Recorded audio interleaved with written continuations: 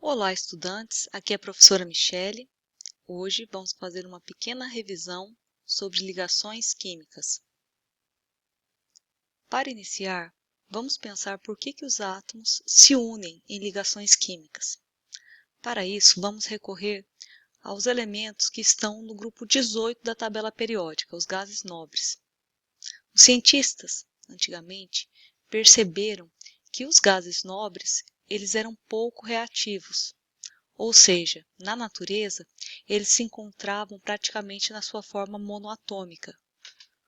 Não se uniam a outros átomos. Ao estudar essa característica dos gases nobres, ou seja, sua baixa reatividade, sua baixa capacidade de se unir a outros átomos, surgiu uma teoria conhecida como teoria do octeto. Segundo essa teoria, os gases que possuem 8 elétrons na sua última camada, na camada eletrônica, última camada eletrônica ou camada de valência, eles são estáveis e não tendem a se unir a outros átomos.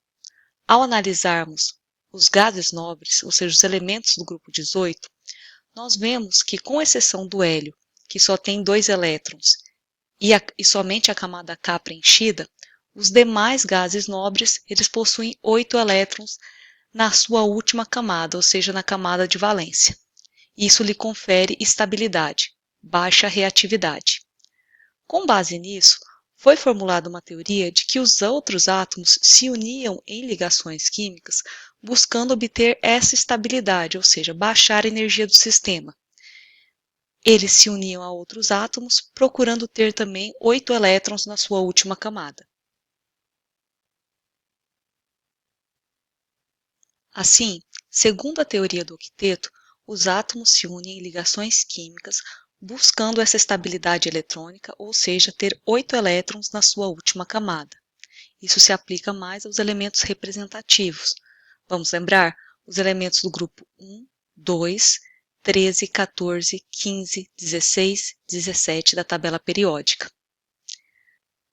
Assim, elementos que têm 1, 2 e 3 elétrons na última camada tendem a perder esses elétrons, já que a sua próxima camada externa vai ter 18, e isso completa essa estabilidade deles.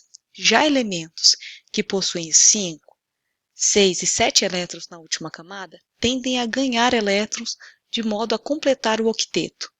Então vamos lá, metais, elementos do grupo 1, 2 e 13, que têm respectivamente 1, 2 e 3 elétrons, tendem a perder esses elétrons e a sua última camada agora passa a ser a anterior, ou seja, a que já tinha 8 elétrons. E os elementos que já têm mais elétrons na última camada, que tem 5, 6 e 7, tendem a receber ou compartilhar esses elétrons, completando o seu octeto, completando os 8 elétrons na sua última camada. Analisemos agora o elemento químico cálcio. Ao olhar o número atômico dele aqui, vemos que ele tem 20. Como ele não é um íon, ele tem 20 prótons e 20 elétrons. Ao fazer a distribuição eletrônica dele, distribuindo os elétrons nas camadas e nos subníveis, nós percebemos o quê? Que a sua última camada, a camada que tem um número maior na frente, ele tem 2 elétrons. Ou seja, para completar o octeto, é mais conveniente que ele perca esses 2 elétrons, porque a próxima camada, que seria a terceira, que passa a ser a última, agora vai ter 8 elétrons, 6 mais 2, 8. E ele se torna um íon positivo, um cátion 2+. Analisemos agora o elemento flúor, que tem número atômico 9. O flúor, no estado fundamental, quando não é um íon, ele possui 9 prótons e 9 elétrons. Ao fazermos a distribuição eletrônica nos subníveis de energia, com auxílio do diagrama de Linus-Pauling, vemos que a sua última camada é aquela que tem um número maior na frente, que no caso é o 2. Nesta última camada, ele tem quantos elétrons? 5 mais 2, 7. Para completar o octeto, ele precisaria ganhar mais um elétron. Então, a tendência dele é ganhar esse elétron e ficar agora com 8 elétrons na última camada. Como ele ganhou o elétron, ele se tornou um íon negativo, um ânion, um menos. Vamos caracterizar agora o primeiro tipo de ligação química que estudaremos, a ligação iônica, também conhecida como eletrovalente. Nesse tipo de ligação, um átomo cede elétrons, perde elétrons e o outro ganha elétrons. Há um balanço de cargas.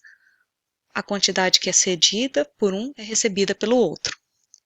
Então, vamos pegar como exemplo o sal de cozinha, cloreto de sódio. Ao analisarmos o sódio, ele tem número atômico 11. Ao fazermos a distribuição eletrônica dele, vemos que ele tem na última camada dele um elétron só. Nós podemos também olhar pela tabela periódica, já que o sódio está no grupo 1 e elementos do grupo 1 têm um elétron na última camada. Então, a tendência dele vai ser perder esse elétron da última camada, porque a próxima camada, que vai se tornar a última, ele já tem 8. 6 mais 2, 8. Já ao analisarmos o cloro tem número atômico 17. Ao fazermos a distribuição eletrônica dele, vemos que na última camada ele tem o quê? Tem 7 elétrons. 5 mais 2, 7. Ou podemos olhar também a qual grupo da tabela periódica ele pertence.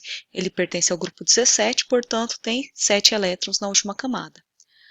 Para completar o octeto, é conveniente o quê? Que ele ganhe um elétron e complete os seus 8 elétrons na última camada. Temos, assim, uma regra geral para os compostos iônicos, ou seja, átomos que se unem através de atração eletrostática, atração entre as cargas, já que um átomo perde elétrons e se torna um íon positivo, e um átomo ganha elétrons e se torna um íon negativo, um ânion. Esses íons de cargas opostas se atraem. Assim, a carga de um átomo vai ser a quantidade do outro que eu vou ter. Então, a gente vai inverter aqui. A carga de um vai ser a quantidade do átomo do outro que eu vou ter. Então, assim como eu falei, o cátion a gente escreve antes, o ânion depois. Eu vou pegar a carga do ânion, o número que está acompanhando o sinal, e vou colocar no cátion. E vice-versa, o número que está na carga do cátion, eu vou colocar para a quantidade do ânion que eu tenho, do átomo que eu vou usar. É assim que a gente monta a fórmula do composto. Vamos retomar o exemplo do cloreto de sódio ou sal de cozinha, NaCl. Então, eu tenho o sódio e o cloro. O sódio está no grupo 1 da tabela periódica, portanto, ele tem um elétron na última camada. Para completar o octeto, é mais conveniente para ele perder 1 do que ganhar 7. Então, ele vai ficar com uma carga positiva. 1 mais. A gente já viu que quando é 1, eu posso omitir, só colocar a carga aqui. Então, o sódio mais. Já o cloro está no grupo 17 da tabela periódica. Ele tem 7 elétrons na última camada. Para completar o octeto, ele ganha 1 e fica com os 8. Porque para ele é mais fácil ganhar 1 do que perder 7. Então, a gente tem aqui a ligação iônica, a atração eletrostática entre o íon positivo de sódio e o íon negativo de cloro. Essa aqui é a fórmula desse composto. O número que está na carga de um é a quantidade do outro. Quando é 1, eu posso omitir. Eu olhando aqui, eu já subentendo que eu tenho um átomo de cada. Como é que seria a fórmula eletrônica? Eu vou representar os elétrons da última camada. O sódio, ele tem um elétron, estou representando por bolinha, podia ser uma cruz, um X. E o cloro, ele tem 7. Então, cloro, 1, 2, 3, 4, 5, 6, 7. Então, o que acontece? O sódio doa um elétron para o cloro. O sódio fica positivo e o cloro negativo. Sal de cozinha, o cloreto de sódio. Vamos fazer a ligação química entre o alumínio e o oxigênio. O alumínio na tabela periódica está no grupo 13, portanto, ele tem 3 elétrons na última camada. Para completar a regra do octeto, é mais conveniente que ele perca esses 3 elétrons da última camada e fique com 8 da próxima. Então, ele vai tender a formar um íon positivo 3+. Já o oxigênio, na tabela periódica, está no grupo 16, portanto, tem 6 elétrons na última camada. A tendência dele para completar o octeto vai ser ganhar 2 elétrons. É mais fácil para ele ganhar 2 do que perder 6. Ao ganhar 2 elétrons, ele se torna um íon negativo, um ânion, 2-. Pelo que nós vimos, a carga de um átomo é a quantidade que eu vou usar do outro na ligação iônica. A gente inverte aqui. Então, na verdade, eu vou ter alumínio, eu vou ter 2, e oxigênio, eu vou ter 3. Isso para formar esse composto iônico, óxido de alumínio. Vamos ver como que se faz isso através também da fórmula eletrônica, ou seja, representando os elétrons da última camada. O alumínio, conforme nós já vimos, ele tem 3 elétrons na última camada. O oxigênio, ele tem 6 elétrons na última camada. 1, 2, 3, 4, 5, 6. O que vai acontecer? O alumínio vai ceder 2 elétrons para o oxigênio. Esse oxigênio agora tem 8, só que o alumínio ainda não perdeu os 3 dele, ele perdeu só 2. Então eu vou colocar mais um oxigênio para que esse alumínio perca esse último elétron dele. O oxigênio tem 6 e vai ganhar esse elétron do alumínio. Esse alumínio agora já está estabilizado, está com os 8 elétrons da camada anterior. Só que o oxigênio agora está com 7, ele ganhou só 1. Então eu vou precisar de mais um alumínio. Lembrando que o alumínio perde 3. Mas esse oxigênio só precisa de mais 1. Então o que eu vou precisar? Vou precisar de mais um oxigênio para receber esses 2 elétrons do alumínio. Então eu escrevo novamente o oxigênio com 6 elétrons da sua última camada. E agora eu acrescento os 2 elétrons do alumínio. Agora sim está estabilizado. Tem um balanço de carga. Essa quantidade que um recebeu é a que o outro cedeu.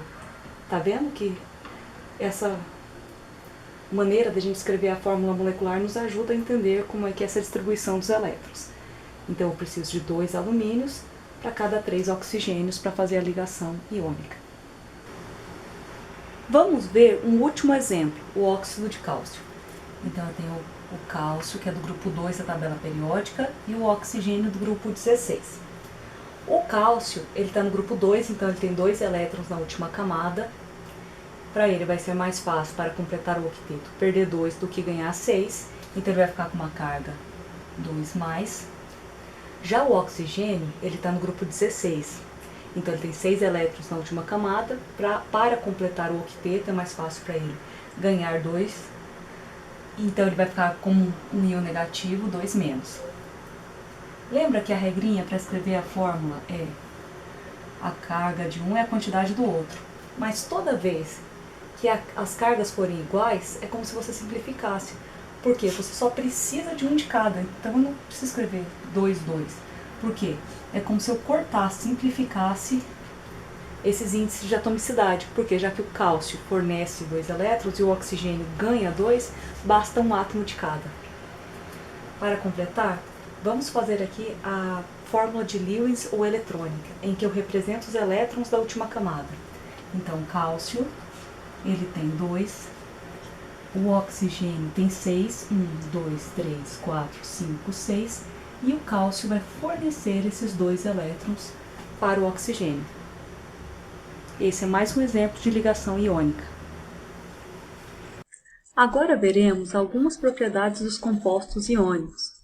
Os compostos iônicos formam retículos cristalinos, formam cristais, em que eu tenho a interação, a atração eletrostática entre cátions e ânions, que ficam se atraindo mutuamente nessa estrutura cristalina.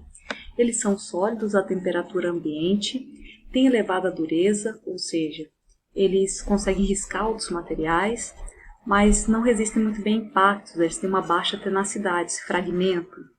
Eles possuem elevado ponto de fusão e de ebulição, ou seja, para mudar do estado sólido para o líquido para o gasoso, exige-se uma elevada temperatura. Quando eles estão no estado líquido e gasoso, eles conduzem bem a eletricidade, mas quando eu pego um sólido também e dissolvo na água, coloco ele em solução, ele passa a conduzir eletricidade também. Agora, vamos estudar outro tipo de ligação química, que é a ligação covalente ou molecular.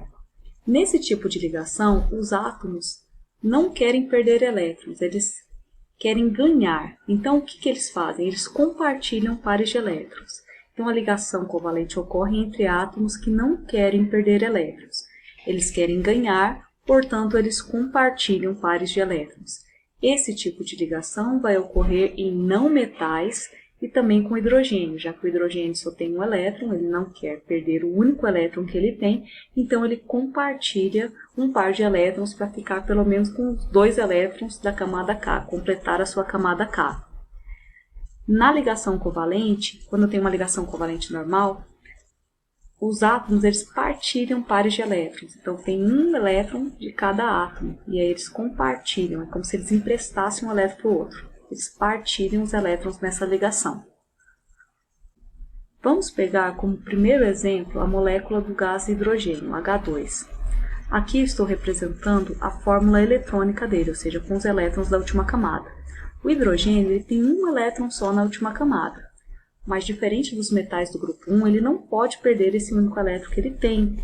Então ele tende a quê? Compartilhar e ficar com a sua camada K completa. No caso do gás hidrogênio, eu tenho 2 hidrogênios que não querem perder elétrons compartilhando, de modo que cada um vai ficar agora com 2 elétrons na última camada. Eu posso representar também pela fórmula estrutural plana. Nessa fórmula estrutural, o par de elétrons compartilhado é representado por um traço.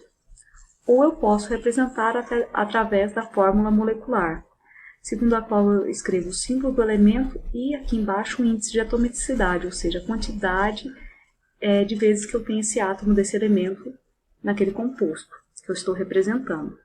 Vamos ver mais um exemplo. No caso do gás nitrogênio. O gás nitrogênio é formado por 2 átomos de nitrogênio, unidos através de ligação covalente, já que nenhum nitrogênio quer perder elétrons. O nitrogênio está no grupo 15 da tabela periódica, portanto, ele tem 5 elétrons na última camada. Para completar o seu octeto, ele precisa de 3 elétrons, ganhar 3. Como nenhum nitrogênio quer perder, eles compartilham os pares de elétrons. No caso, eles vão compartilhar 3 pares de elétrons. Aqui é a representação da fórmula eletrônica, você tem os 5 elétrons da última camada de cada nitrogênio, só que eles se aproximam e compartilham 3 pares de elétrons, de modo que eles fiquem com 8 elétrons na última camada. Posso representar através da fórmula estrutural plana, em que eu só represento os pares de elétrons compartilhados através de traços, ou através da fórmula molecular, em que eu ponho o símbolo do nitrogênio e a quantidade de nitrogênio que eu tenho naquela fórmula, no caso, 2 nitrogênios. Então, 2 aqui embaixo. Agora, vamos ver a molécula de água. Nela eu tenho o oxigênio e o hidrogênio, fazendo ligação covalente. O hidrogênio, conforme nós vimos, ele tem um elétron na última camada.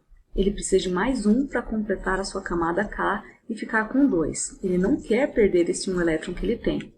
O oxigênio, ele está no grupo 16 da tabela periódica. Se você olhar, ele tem 6 elétrons na última camada. Então, ele precisa de 2 para ficar com 8, para se estabilizar. Então, o que acontece? O oxigênio se liga ao hidrogênio na molécula de água. De que maneira?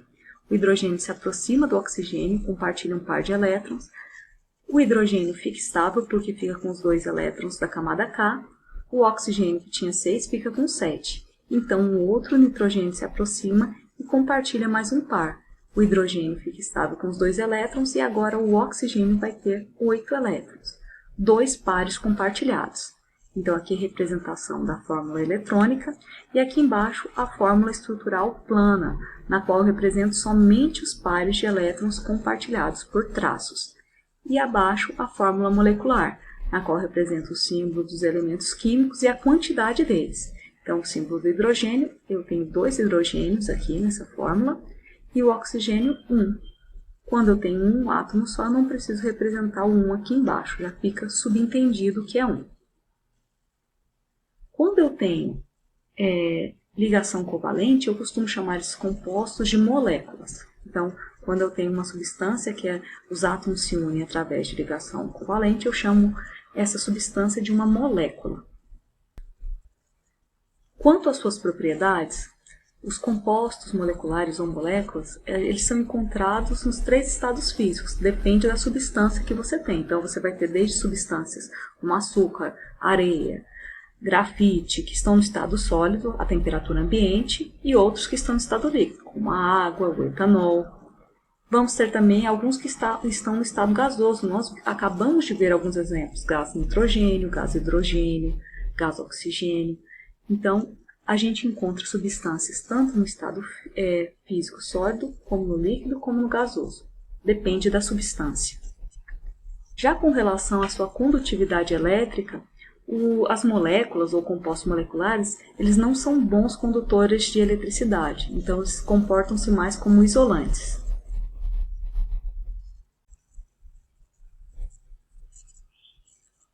Nós temos também a ligação metálica. Na ligação metálica, eu vou ter átomos de metais, ou seja, átomos que tendem a perder elétrons.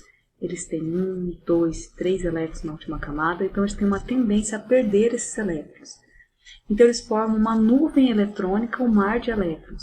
Ficam os cátions e os elétrons livres em torno desses cátions. Esses elétrons livres, eles têm um movimento desordenado. Eles não conduzem corrente elétrica ainda.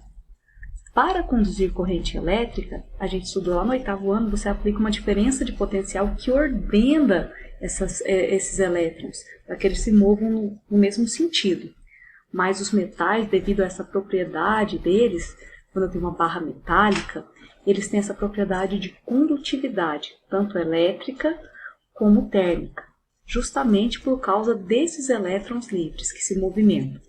Então, a ligação metálica confere propriedades muito interessantes a materiais que têm esse tipo de ligação, como condutividade elétrica e condutividade térmica. Outras características dos metais, quando eu tenho algum metal aí, ou seja, compostos que têm átomos de metais unidos através desse tipo de ligação. Eles são densos, eles vão ter ponto de fusão e de ebulição elevados, e eles vão ser resistentes à tração. Isso tudo devido ao que? À propriedade desse tipo de ligação, dessa nuvem eletrônica, desse mar de elétrons. Eu quero falar com vocês também, agora saindo de ligação metálica e falando de uma maneira geral. A gente estudou os 3 tipos de ligação covalente, iônica e metálica. Quando a gente vai analisar as substâncias que são formadas por essas ligações, os compostos que são formados, a gente vai ter a formação de substâncias simples e substâncias compostas. O que são as substâncias simples? São aquelas em que os átomos que se unem ali, eles são átomos do mesmo elemento químico. Eu coloquei como exemplo aqui o gás oxigênio. Ele é formado por 2 átomos de oxigênio, 2 átomos do mesmo elemento químico. Já quando eu tenho uma substância composta, como por exemplo a água, H2O, ela vai ter átomos de diferentes elementos unidos. Então eu tenho que ter pelo menos 2 ou mais elementos químicos diferentes unidos. No caso da molécula da água, eu tenho 1 átomo de oxigênio e 2 de hidrogênio. Então, aqui nós estamos destacando que quando eu formo uma substância, eu tenho uma substância pura ali, ela pode ser simples ou composta. Quando ela for simples, ela é formada por átomos do mesmo elemento químico, e quando ela for composta, ela é formada por pelo menos 2 tipos de átomos diferentes, que estão unidos em ligação química. Vejamos outros exemplos. Então aqui eu pus um quadro também, mostrando gás hidrogênio, 2 átomos de hidrogênio, gás oxigênio, 2 átomos de oxigênio. O gás ozônio tem oxigênio, mas ele é 3 átomos em cada molécula. Então, quando eu tenho uma substância simples, ela é formada por átomos do mesmo elemento químico unidos entre si. Agora vejamos alguns exemplos de compostas aqui. A água, que a gente já viu, tem 1 átomo de oxigênio e 2 de hidrogênio. O sal de cozinha, o cloreto de sódio, que a gente estudou lá na ligação iônica. Então, quando a gente fala de ligação iônica, como são átomos que um tem tendência a perder elétrons e o outro a ganhar, diferentes eletronegatividades, eles sempre vão formar substâncias compostas. E aqui também o caso do açúcar. Eu tenho átomos tanto de carbono, como de hidrogênio, quanto de oxigênio. Então, substâncias simples e substâncias compostas. Para finalizar esta aula, vamos fazer uma breve revisão sobre estados físicos da matéria que vocês já estudaram em outros anos.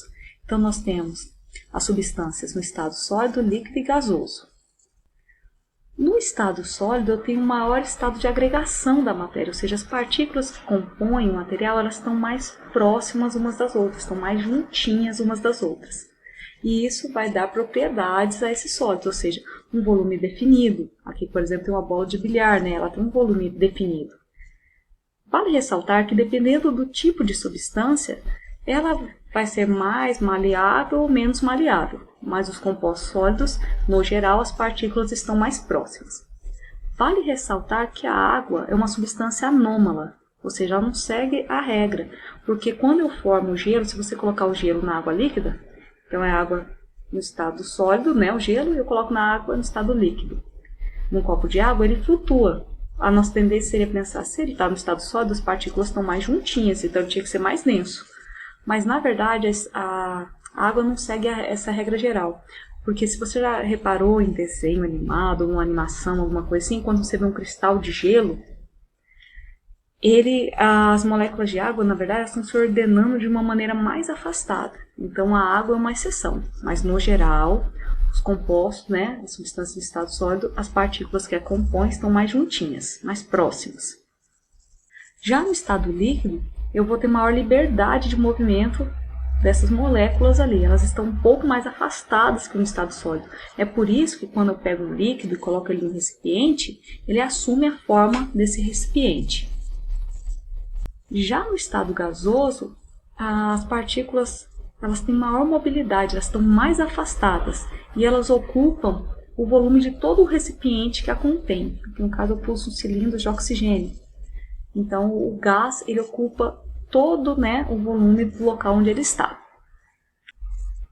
Aqui está mostrando brevemente as mudanças de estado físico, os nomes que se dão a isso, né? Então, se eu estou passando do estado sólido para o líquido, eu chamo de fusão. Se é o inverso, se é do líquido para o sólido, solidificação. Se eu estou passando do líquido para o gasoso, eu chamo de vaporização. E se eu estou passando do gasoso para o líquido, eu chamo de condensação ou liquefação. Já quando eu passo direto do sólido para o gasoso ou do gasoso para o sólido, eu chamo de sublimação. Essas mudanças de estado físico vocês já estudaram, então aqui está uma breve revisãozinha para vocês, tá? Vale lembrar também quando eu olho gráficos e mudança de estado físico, aqui eu vou falar só de substância pura, vou falar brevemente. A gente tem o ponto de fusão, que é a temperatura na qual a substância passa do estado sólido para o líquido. Eu posso pensar o inverso também, se ela estiver passando do líquido para o sólido, que a gente chama de ponto de solidificação, mas é a mesma temperatura em que está ocorrendo essa mudança, tanto do estado sólido para o líquido, do líquido para o sólido. Lembrando que no momento em que a substância está mudando de estado físico, a temperatura fica constante, enquanto essa mudança está ocorrendo. Nós temos também o ponto de ebulição, que é quando a substância está passando do líquido para o gasoso, mas a gente também pode chamar de ponto de liquefação ou condensação quando está pensando no inverso, ou seja, está vindo do estado gasoso para o estado líquido, mas a temperatura dessa mudança é a mesma. Lembrando que quando a substância está mudando de estado físico, a temperatura fica constante. Então, quando uma substância está lá no ponto de ebulição dela, ela tem uma temperatura fixa, em que eu encontro a substância tanto no estado líquido quanto no gasoso. Ela está mudando de estado físico. Né? Vão ter moléculas que vão ter passado para o outro estado físico, enquanto a outra ainda não obteve energia suficiente para mudar desse estado físico, pensando na ebulição. Então, pensa numa água fervendo, né? Tem uma parte ali que está líquida e uma parte já está passando ali para o estado gasoso. Aqui mostrando para vocês o gráfico. Então, pensando na água, né? Abaixo de 0 graus, a água está no estado sólido. Se ela vai aquecendo, aquecendo, aquecendo, o que acontece? Vai chegar em torno de 0 graus ali e vai começar a fundir esse gelo, ou seja, passar para o estado líquido. Durante essa mudança de estado físico, que a gente chama de ponto de fusão, eu vou ter tanto a água no estado líquido como no estado sólido. Passou tudo para o estado líquido, a temperatura volta a subir, e se eu continuar aquecendo o meu sistema. Vai chegar um ponto que esse líquido vai começar a passar para o estado gasoso. E se tiver condições normais de temperatura e pressão, em torno de 100 graus, aqui em Brasília que a gente está mais elevado, um pouco abaixo disso, porque a pressão atmosférica é um pouco menor, mas é em torno de 100 graus Celsius, a água começa a passar para o estado gasoso. No momento da mudança de estado físico, a temperatura fica constante. Eu vou ter água tanto no estado líquido como no gasoso. Quando toda a água passar para o estado gasoso, continua aumentando a temperatura. Então, assim, é interessante que vocês saibam analisar gráficos assim, de substâncias puras. Lá para o ensino médio vocês vão estudar um pouco mais gráficos com misturas também, características, mas aqui só substâncias puras. Então, você tem que saber, né, ponto de fusão, ponto de ebulição, por que tem esses patamares, o que está acontecendo em cada fase dessa, tá bem? E aqui, finalizando a última parte que eu falei, dependendo da altitude, eu vou ter um ponto de fusão, um ponto de ebulição, né, um pouco diferente, aqui mostrando a questão da temperatura em que ferve a água. Então, se você está numa região mais baixa, tipo praiana, como Santos, em torno de 100 graus Celsius a água está fervendo. Mas se a gente estiver aqui em Brasília, então, como a pressão atmosférica, ou seja, o volume de ar que está sobre a nossa cabeça, que faz essa pressão é menor, então vai ser mais fácil para as moléculas escaparem do estado líquido para o gasoso quando você está aquecendo ela numa panela, por exemplo. Então, por isso que a temperatura é um pouco mais baixa de ebulição. E aí, se eu vou subindo, cada vez mais a pressão atmosférica vai diminuindo e, consequentemente, o ponto de ebulição, por exemplo, vai ficando menor. Tá bem? Essa foi a revisãozinha da nossa semana. Espero ter ajudado vocês. Estudem o capítulo 7, façam o dever de casa, tá? Um grande abraço e bons estudos.